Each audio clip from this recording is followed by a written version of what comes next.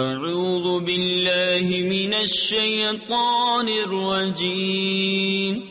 بسم اللہ الرحمن الرحیم وَيَقُولُ الْإِنسَانُ أَإِذَا مَا مِتُّ لَسَوْفَ أُخْرَجُ حَيًّا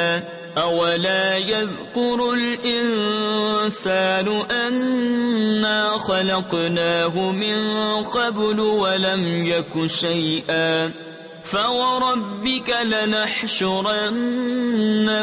وَالشَّيَاطِينَ ثُمَّ لَنُحْضِرَنَّهُمْ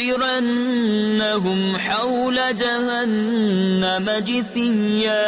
ثُمَّ لَنَنزِعَنَّ مِنْ كُلِّ شِيعَةٍ أَيُّهُمْ أَشَدُّ عَلَى الرَّحْمَنِ عِتِيًّا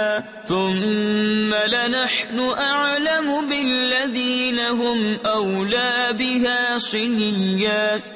اور آدمی کہتا ہے کیا جب میں مر جاؤں گا تو ضرور ان قریب جلا کر نکالا جاؤں گا، اور کیا آدمی کو یاد نہیں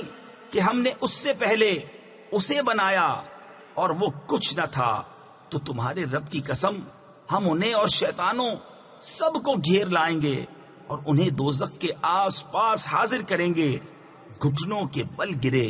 پھر ہم ہر گروہ سے نکالیں گے جو ان میں رحمان پر سب سے زیادہ بے باک ہوگا، پھر ہم خوب جانتے ہیں جو اس آگ میں بھوننے کے زیادہ لائق ہیں۔